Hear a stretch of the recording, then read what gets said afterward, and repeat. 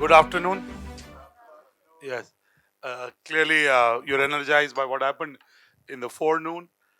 We had a real doctor talking to a PhD doctor, and now we have three permanent hand damage people. PhD talking to each other. I'm a doctor. I have a PhD. Yes, but But I'm it's a not a different doctor. My mother Yeah. says I'm not a doctor. Yes. Yeah, My kids call me fake doctors. a fake doctor. Yes. Yeah, So that's okay. but I'm also a lawyer, so it's a double. I'm a double threat. Yes. But on a very serious note, the word called multifaceted, Dr. Bart Fisher is truly, he's had impact in many domains, and he's doing something that he feels passionately about. Uh, about 6 weeks back, Dr. Sanjana Jon reached out to me and saying Dr. Bart Fisher is coming, and that's how the idea of a conversation was formed, and it is serendipitous that he had only today, and then we were hosting Dr. Deepak Chopra in the day. So otherwise, we were trying to do this on the 12th originally. So God makes things happen. I believe truly in serendipity. Uh, Dr. Sanjana Jon, as Roel said, again, runs a foundation, does a lot of work in the humanitarian domain. So really, she doesn't need an introduction. Dr. Bart Fisher has been coming to India for the last 20 years.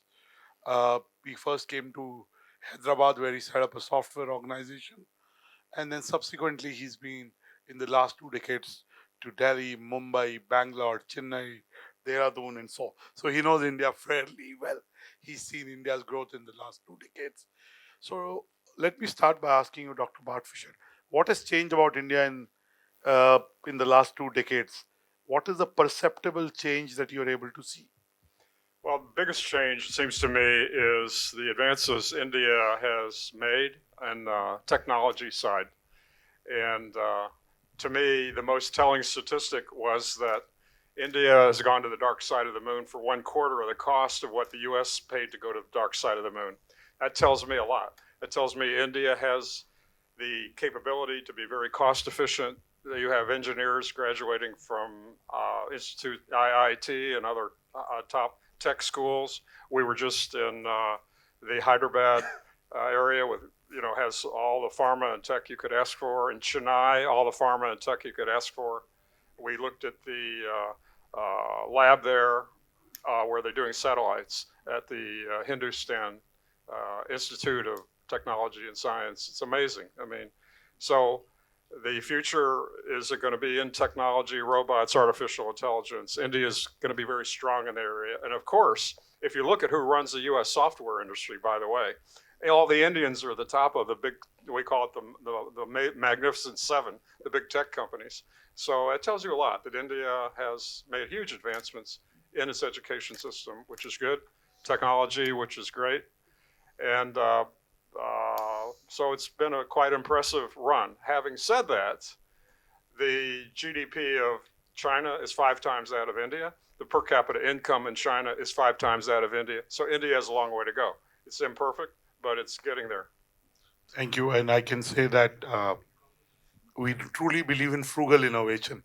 We use a word called jugaad, which is loosely frugal innovation. Frugal innovation. Yeah. Absolutely. No, that's important. And, Yeah. they say necessity is the mother of invention. We also have less resources. So clearly, we are able to use what we have to be able to build solutions for India and Bharat, which is rural India. Yeah. Right? No, you're And- right. You make do with what you've got, Yes. and you have a lot of good minds. I mean, and the bond with the U.S., of course, is deep, and a lot of this has to do with language. For example, if you go to do software in China, the word nurse means something different in Chinese than it does in English. I mean, the language issue is huge. So I see a natural alliance between the two countries, really largely due to common culture, respect for rule of law, sanctity of contracts. And India is a big market for almost everything that And American it's a companies. huge market, obviously. But now the biggest in the world, 1.48 billion people. You've now passed China, so that's you've crossed that point on the curve where population becomes an asset rather than a liability. And also, we're America's natural ally. We're a democracy, as you rightly said, Yes. unlike the other country, which is not a democracy. Also, we are post-COVID, we've emerged as an alternate supply chain destination. I mean, look at the number of GCCs in India. If there's one thing that is growing in India, is the number of GCCs, global capability centers. Yes, the For GCCs are huge. huge, Yeah, huge. yeah. Whether it's Bangalore, Yes. Hyderabad, Chennai, it's Pune, a bit in Gurgaon too. So really, but mostly in Bangalore, Hyderabad, and Chennai. So clearly, India is a very important partner of the US. We share the same values, and never discount the impact of Hollywood in India, Hollywood and the number of Indian diaspora that live by Bollywood. listen, Hollywood and Bollywood meet, and we're working on that. We've imported Sanjana Priyanka. that's We've her world. imported Priyanka Chopra to the US. Oh Exported. wow, he's amazing. We need him. Her, Priyanka Chopra. She's Oh, married Bianca, Nick. she lives next door to a client of mine. Yeah, in Nick Hollywood. Jonas, yeah. Oh, she's amazing. Yeah, Yes. yeah. So I did this book, India Wakes, and it really has woken at a moment of just tremendous. It's a dangerous period in the whole human situation. The focus of the book is on the triangular relationship between China, India, and the United States, and how that's going to play out. And right now, it's a very dangerous situation in the world. Obviously, you have the war in Ukraine, you have the war in the Middle East, and but the ultimate danger point is in Asia, in South China Sea, Taiwan, China, and the key date is 2049. 2049 is the centenary of the Communist Revolution. This is the 1949 Mao declared the People's Republic of China in Tiananmen Square.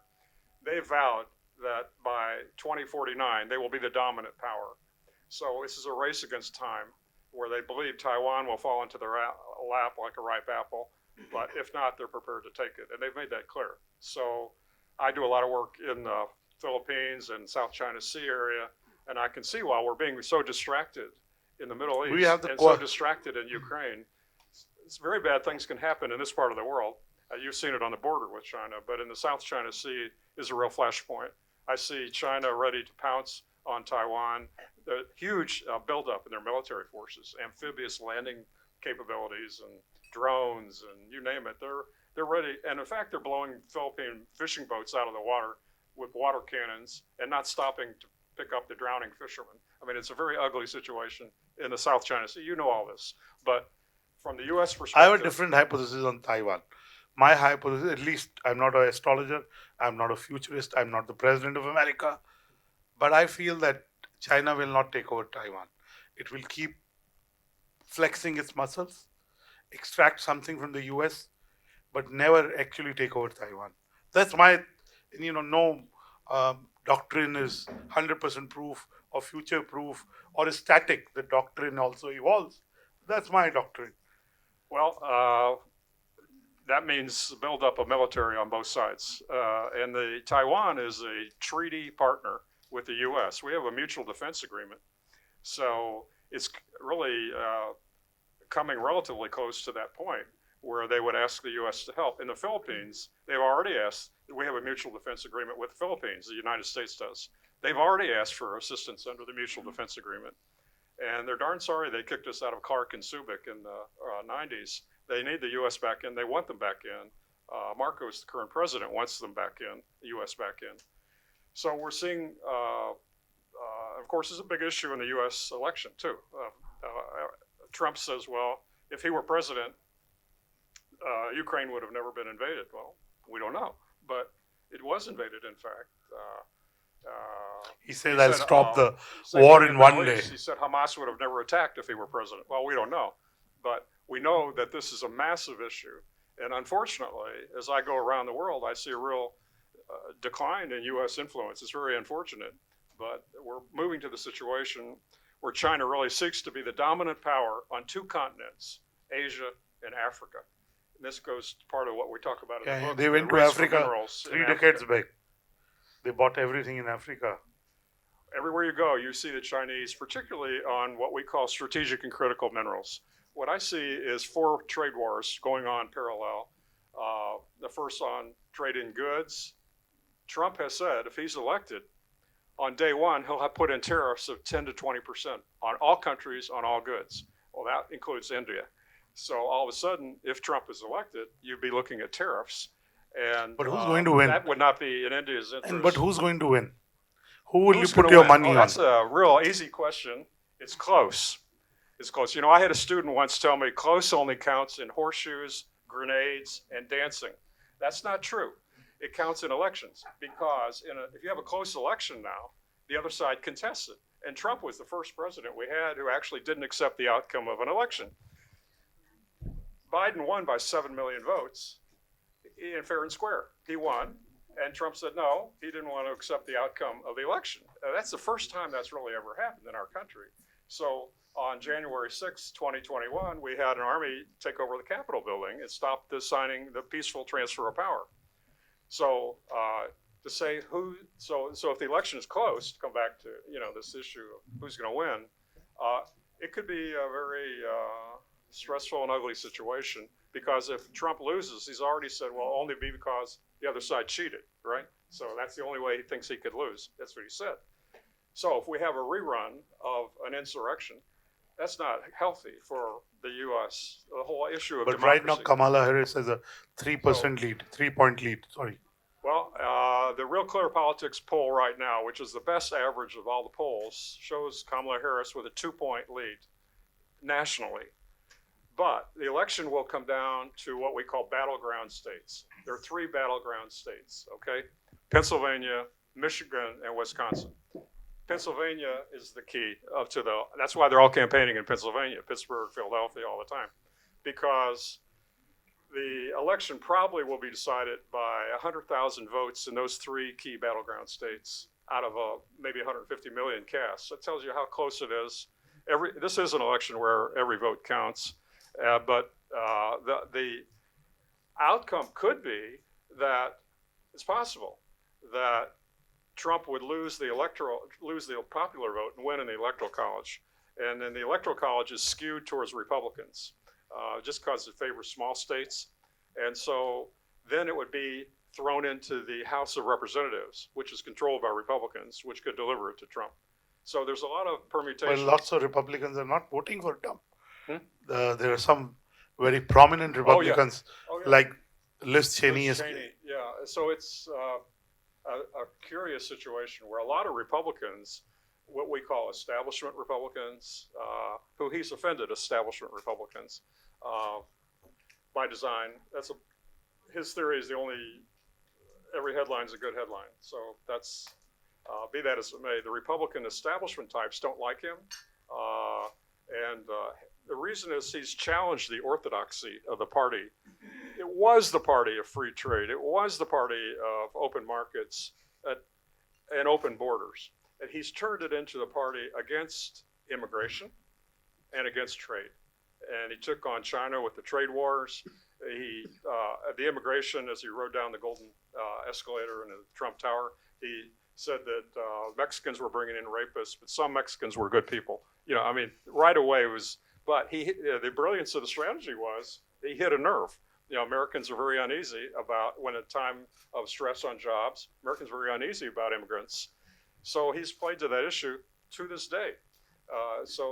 But he discovered these 2 issues that the party establishment, saying, well, couldn't believe he was actually taking over the party, which he did. And it's now, he'll always have, he said once I could shoot someone on Fifth Avenue and they would never arrest me.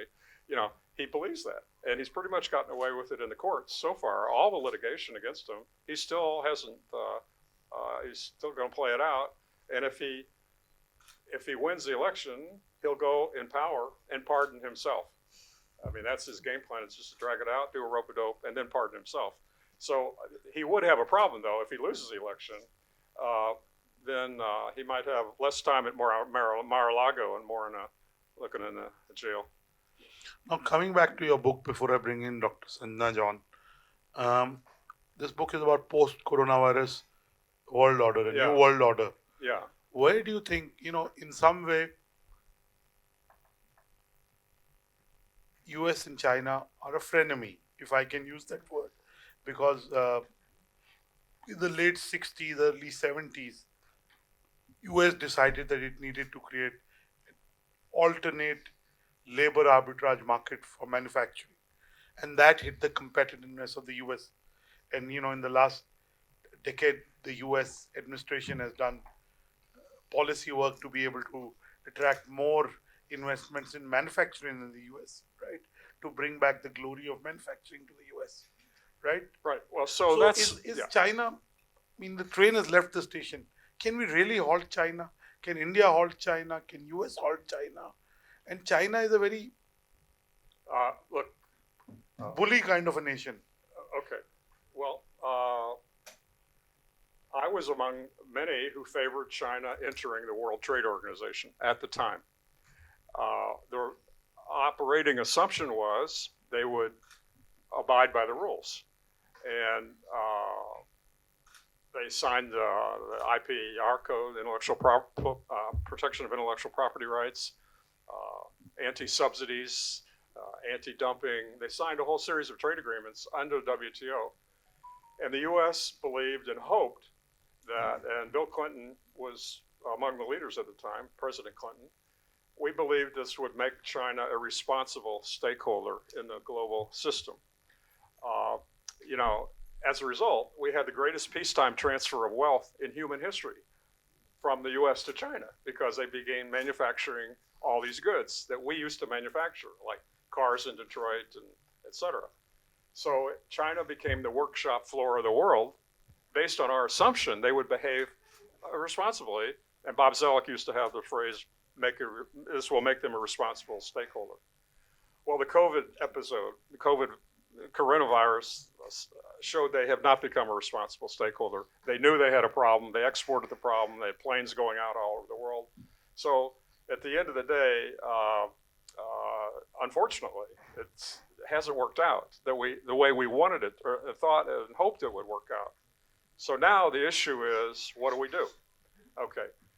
The intellectual conversation has ranged from containment to decoupling to de-risking. And I'm in the de-risking school where I think you have to just remove the risks from China, but keep engaged. And I do believe it's a mistake to just decouple and cut them off because they're not going away. They're too big. And you say the train's already left that station.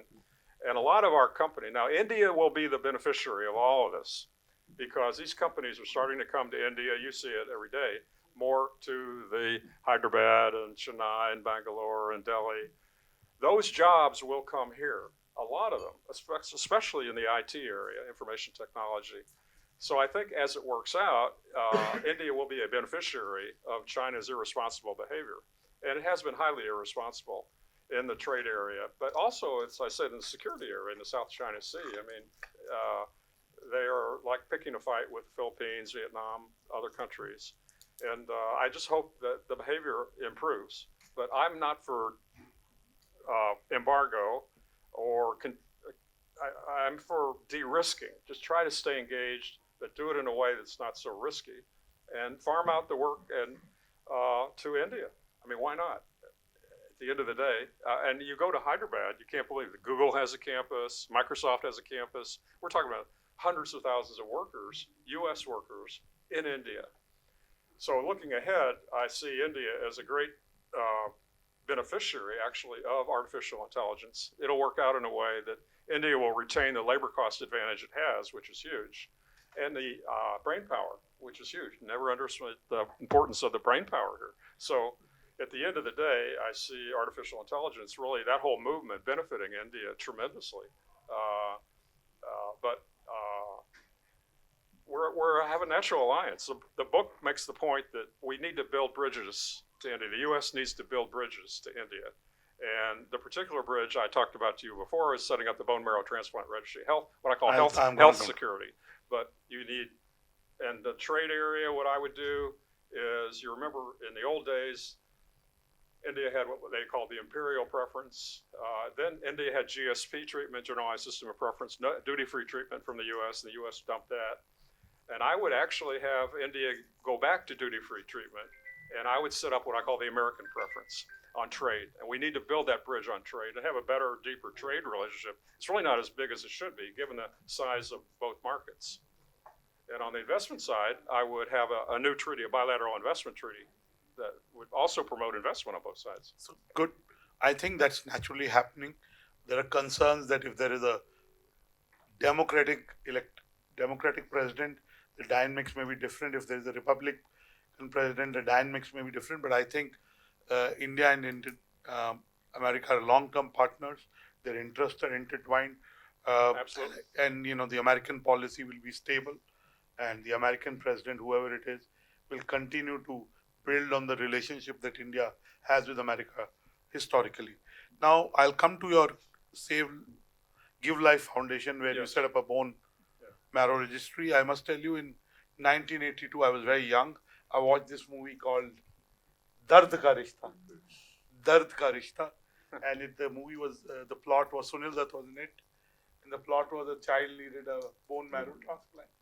That's the first time I got to know what a bone marrow transplant was. And I'll come to, it's a very important issue, but at that point, let me bring in Dr. Sanjana Jon. Dr. Sanjana Jon, you're doing a lot of work on the H2O movement. And while his is, donate a marrow, yours is save the water. Water is in scarcity in India. Water is also a communicator of diseases. There is paucity of clean drinking potable water.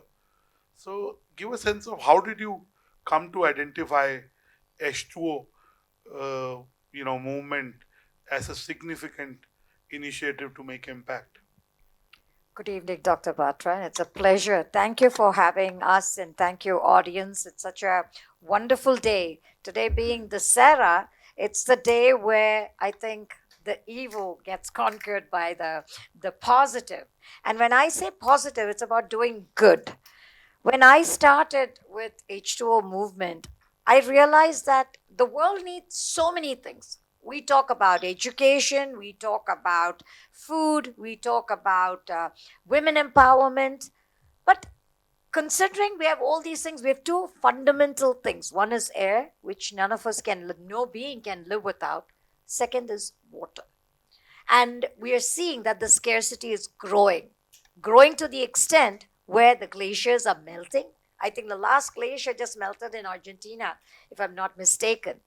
It is disastrous. And you have no idea, because I have traveled around to see how colossal this problem is. And it's magnified, especially in India, because of our population. We are 1/3 the size of the United States, with I think almost 4 times the population, the largest in the world, as Dr. Bart just mentioned. So we are talking about all this development, technology, movement, reform. But where are we going to go if we don't have water? Yeah, with the quality of life in an urban city, where in October in Delhi and in a neighboring state every year there is stubble burning. Yes. So we've reduced the issue, and that polluted air travels to Delhi, and the PMI is about 300 on an average. Sometimes goes to 400. Some days it goes to 600. Yes. But 300 for almost 45 days. It causes health issues for children, for elderly, or people who are dealing with breathing, So really, if the air is going to be bad, if water is going to be bad, then what are we going to do with our gut health and with our... So it's an important issue, but what are you doing to be able to bring awareness and to be able to provide a solution? So that's why Give Life Foundation, which is Dr. Bart Fisher's organization, was doing bone marrow. And I said, anything related to health, the fundamental is water, which made a very, I would say, great parallel to what we were working on. And the movement is not just awareness, which we have been. We have been creating awareness amongst the youth, pan-India. We had walks with 50,000 students in Chandigarh, in Graphicare, Dehradun, different universities, IIT. But I realized, but what are we going to do about it? Just like you said. So to bring health in was very important, because people understood health more than water. Because they're like, water is there, because they're buying water. So we felt that the way to understand or make them understand is by integrating the two together. And now we're looking at creating 776 water holes in every district of India with fruit trees around it. Because more than humans, it's the animals with the voiceless. We can buy. What will they do? So all these planning that is currently on water is not really substantial to support the system, especially the growth, the surge that India is currently seeing. So we're trying to create a parallel body to create the water holes, to make sure rainwater conservation is there, and above all, make people realize how to save water. Most people, they run the taps when they're shaving. How much water is lost? They run the tap while they're brushing. Again, flushing. These are small things, but it goes a long way. And if recycled water can be used, there, you are saving. So it's like you say, a penny saved is Penny, huh? yes. So this is where we're trying to integrate and create a huge awareness. And it's also a movie. H2O movement is a movie which was acknowledged by our Honorable Prime Minister. And I'm hoping Shekhawat Jivan Minister he was a minister Jal for water. Shakti. So we have good people. Bisleri has come on board because they are hugely into propagating the water movement. And one of the main things is glass bottles, because they've said the plastic bottles are actually hazardous to health, especially when you keep the plastic in the heat. That's one of the main causes for cancer. So we're trying to create the awareness why good drinking water is important and how we can actually give India, every person or every living person body, water. That's the movement. Dr. Bart Fisher, you explained to me how in the US, by establishing the bone marrow registry, you were able to impact multiple lives. Yeah. Give us a sense of how big the issue is and what is the impact that the Give Life Foundation has had. Yes, the bone marrow registry in the U.S., the story is we have 37 million HLA marrow type donors, voluntary donors in the registry, half of them in America and half overseas. So far, off the registry, we've had 100,000 matches. So we do the bone marrow transplants based on those matches. You're looking at the population, again, I can do 5 times as many with India, given the population here, if we have the registry set up here. Now, the diseases, they're called blood cancers that are attacked, that the registry is a solution for. Leukemia, aplastic anemia. In India, a big disease is thalassemia. That hardly exists in the United States, but here it's a big deal. And it's also cured with a bone marrow transplant. So the impact we can have globally is huge. We can save 500,000 lives a year. The idea is the campaign we're running is called Swab for Life. It's a swab. Then you're in the registry. We can take that off the swab and type it and test it in a lab, and we'll learn a lot of things, including the marrow. Marrow is very complex. Blood has 4 types. Marrow has thousands of types. And so you need a huge registry. And India needs a huge registry because of the ethnic diversity of so many different types of ethnic people that you have to find. You're always looking for a cousin. So you need a massive registry here. India needs a registry of 80 million HLA marrow type people. It has around 6 million now, which is tiny compared to the need. And the idea I have is that if we combine the registry information with artificial intelligence, we'll learn a lot more and be able to use the registry for many more things. For example, we now know we can use the stem cells for breast cancer cure, for brain cancer cure. It just goes on and on. So we have a solution actually in search of problems at this point. And so we're all one human family at the end of the day. So there's no reason for the stem cells not to go around the world and cure diseases all over the world. So I'm excited, but India's been the missing piece. It really hasn't been here. It should be here. And given the quality of the doctors and the hospitals you have, we have the infrastructure and the ability to do it here. So we see it as a big global movement, but the campaign is Swab for Life, just a swab and you're in. Used to have to draw blood, 1 drop of blood. And people don't like needles. I don't like needles. So But here, you just swab, and it's so easy to get in the registry. And Then, what- in the old days, you have to draw, if you found the match, you draw the marrow from the hip bone. Now you can take the stem cells right out of the peripheral blood. So it's very easy to both get in the registry, and if you're a match, be a donor. And it's probably the one chance in your life you'll have to save a life. So a lot of people want to do it once they know about it. The real problem is awareness. People really aren't aware of how simple it is to save a life. And so it's Give Life Foundation's project. I started the registry in the United States in 1983. It's been very successful. It works. And we get funding also from the federal government in the U.S. because it's viewed as important to have equal access to medical care. Make sure African Americans, Hispanics, and other minorities are equally in the registry. So, but India has the infrastructure to be able to do it and should do it. So that's why I came. And I came last year to Bangalore to speak about this. And now we're doing with Sanjana a partnership.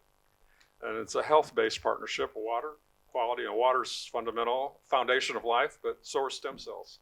And so that's the game we're working on. And what would it take to be able to set up this,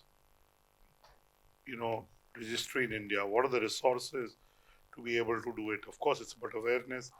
It's about resources to be able to collect it, Yes. technology. So what is the kind of investment? Yeah, there's What a is lot, the kind yeah, of yeah. donations? Okay, the logistics are daunting. You have to get the marrow, get the swab, and then you have to take it to a lab and get it tested. And then you have to have the ability to deliver it if there's a match, So the couriers, we now have couriers, half our business in the United States is overseas. So we get German marrows coming in and Shanghai Chinese Americans, marrows from Shanghai for Chinese Americans. So the logistics are daunting to get the marrow once you find the match. And so it'll take a lot of money, but we're approaching foundations in India and private donors and hospital chains. Because if you're in the hospital, you're sort of a captive audience, you're there. So the fundamental issue is not money, it's awareness. Just knowing that you can do it, and people will go do it. Fantastic. Dr. Sanjana Jon, clearly we talk of the SDGs, the 16 SDGs. India possibly was made for SDGs, so to say. In almost all the SDGs, we could make an impact, right? There are lots of other people that are doing good work in the water domain or related domains. Of course, the Waterman of India, Rajendra ji, has done great work setting the number of ponds and the water bodies and doing work on conserving water. And agriculture is a very big area in terms of water usage. What are your plans to be able to make impact? I was in part of a youth startup challenge where there was a startup which is focusing on awareness. They built an IoT device which you put on you install in your home. It tells you, it stops the water through sensors if you're not close by. It tells you that you're using more water while you are shaving or you are brushing or when you're taking a shower. And all that small saving adds up to a lot, So what are you doing tangibly to be able to make a difference, to make an impact, or collaborate with people who are already doing a lot in the water domain?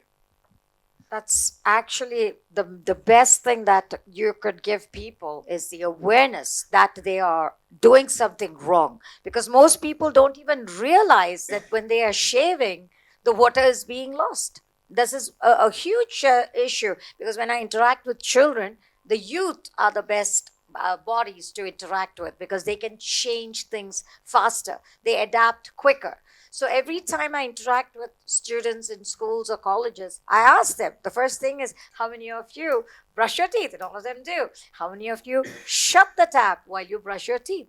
And most of them don't. So you kind of see, even though there is education, the kind of education needed is not just awareness in what you do for your day-to-day physical betterment or education. how you can be a better human being to save your environment. It's a huge movement. So when we talk about sustainability, which is, I think, all over the world today, sustainability is huge. The children have to be taught how to be sustainable, how to be that person to lead to the future where they have the resources they need.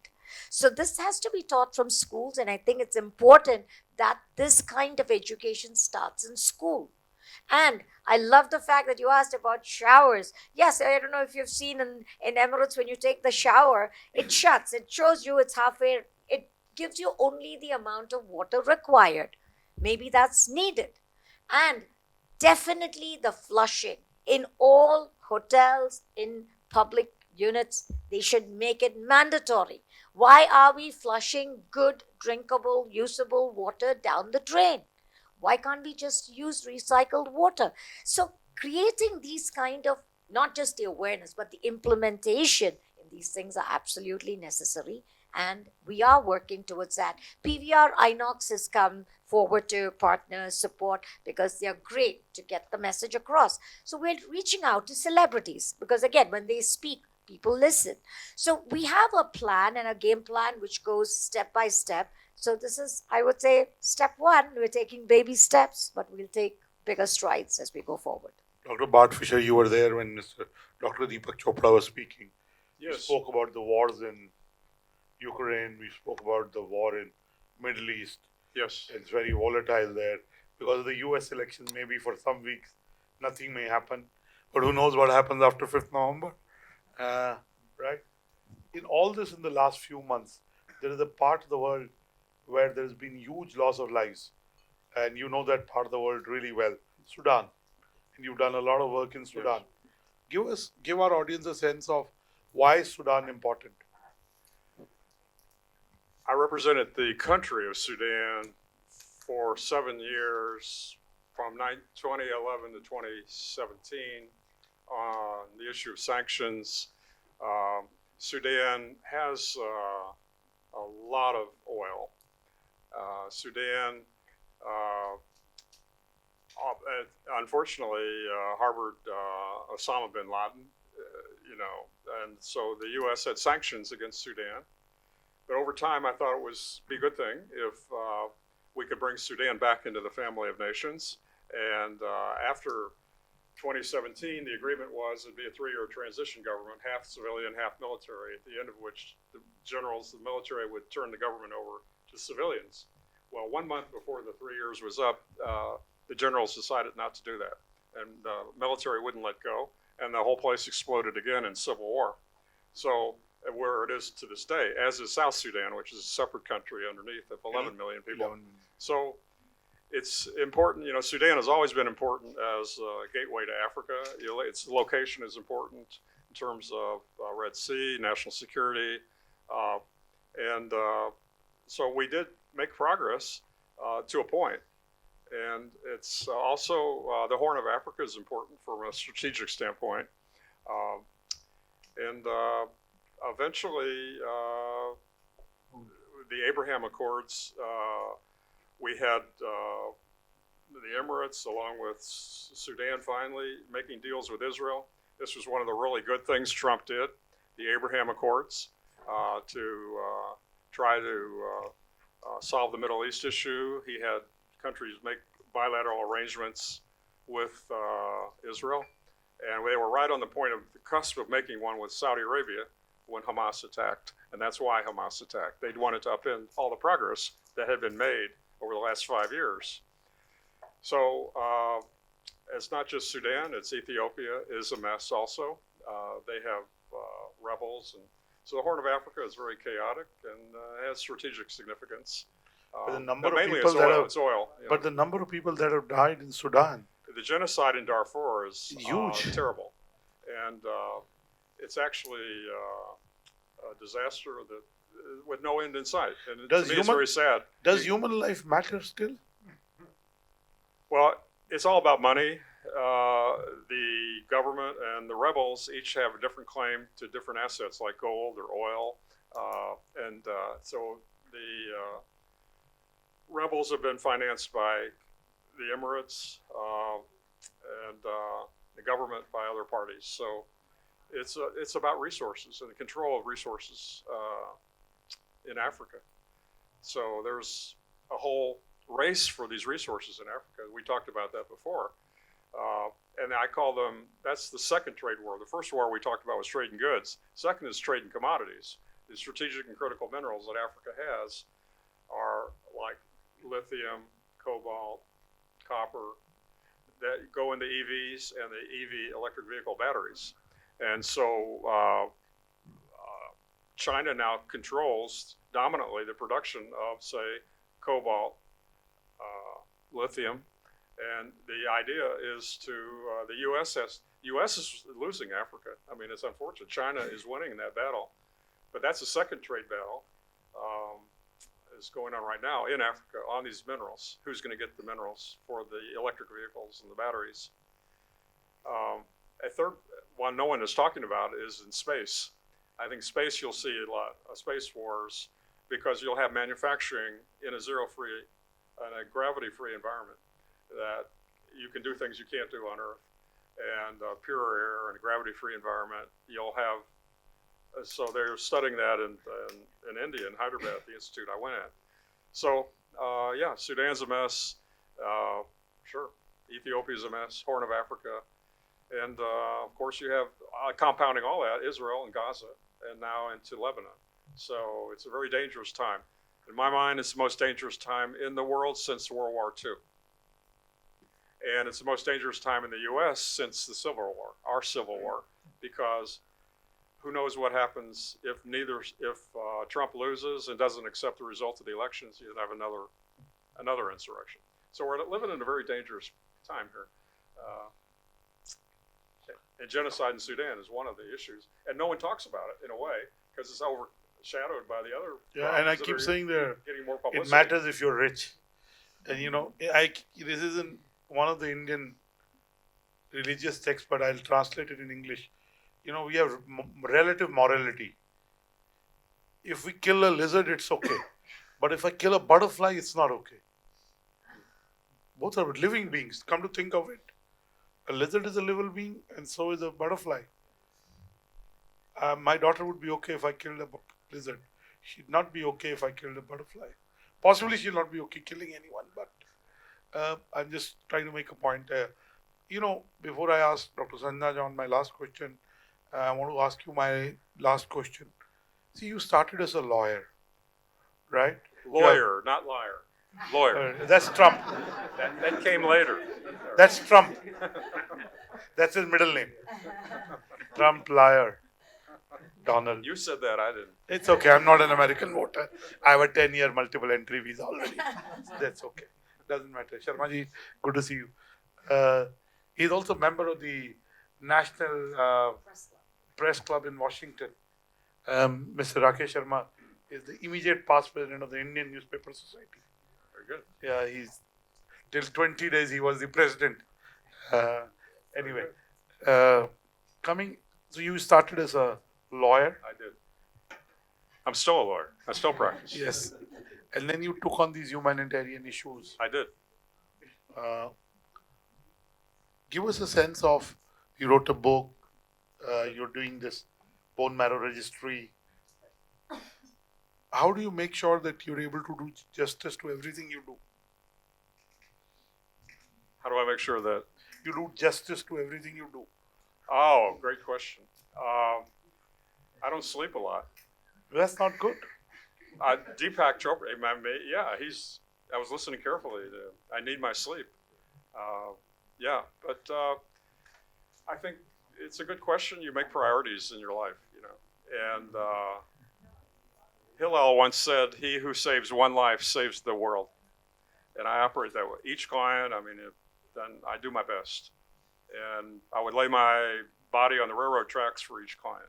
That's the commitment you make to a client. So it's a balancing of, you have to get priorities on your time, obviously. But I like to practice because I learn. John Crichton once said, "I write to learn. I practice to learn." And learn, like on space, I have space clients now. I'm learning all about space. You learn each thing is a challenge, but basically you want to know more about the subject than anybody else so that you can make your case. And you're an advocate. Lawyers are advocates. And my main cases are at the U.S. International Trade Commission in Washington, D.C. So I have to know more than the commissioners when I argue about a product or commodity or industry. So each case is a study in microeconomics. And you have to learn each sector as you go. So I try to learn as much as I can, and then do the best I can. But it's a matter of saying what becomes important to you.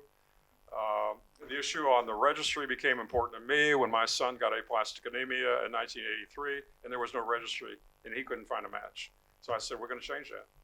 So for the next person, we set it up because of my son. And I think I was a member of the Boy Scouts of America. I don't know if you've heard of them, but that's a big deal. And their motto is this: always leave your campsite cleaner than the way you found it. And that's a good life's motto, and that's the way I've tried to live. So you do what you can to help when you see a problem. We're just in Nandi Hills. She can tell the story.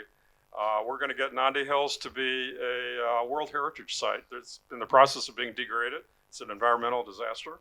And I just took one look at it and I said, well, this is what we need to do, and we'll do it.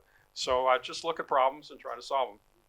And how does it feel to be nominated for a Nobel Prize? That came about through a member of the Swedish, Norwegian parliaments. They're allowed to do that. So it just came to notice that we were saving lives, and they took an interest in that. Yeah.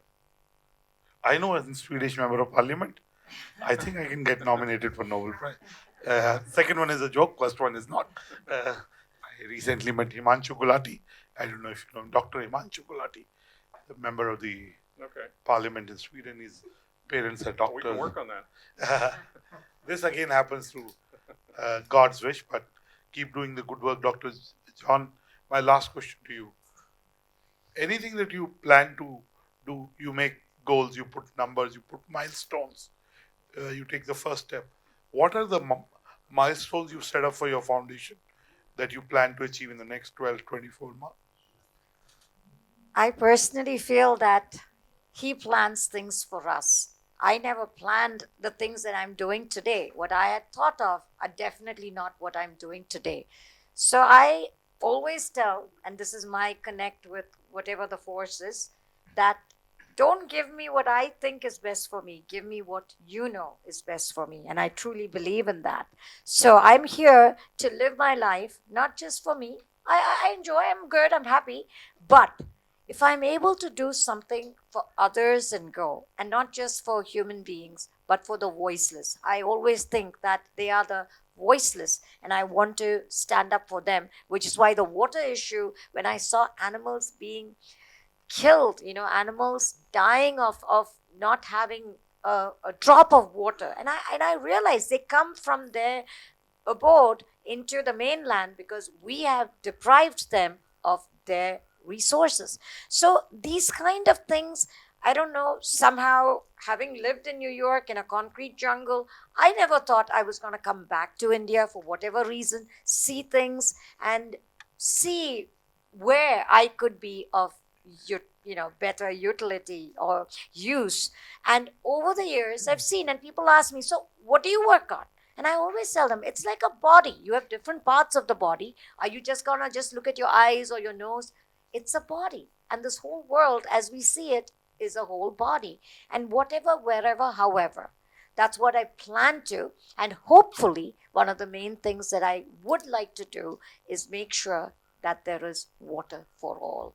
And for that, I'm just a little, I would say, spot out there. But when you get, amazing people like Dr. Bart Fisher, like you, Dr. Annurag Batra, and people that we have connects with, when people come together, that's when the movement becomes a movement. Gratitude to you, Dr. Sanjana Jon, for doing what you do. Gratitude to you, Dr. Bart Fisher. And I'm sure when the objective is selfless, God gives you solutions, ideas, partners, and the will to carry on. So wish you luck in your endeavors and on your partnership for Save the Life Foundation and H2O Foundation.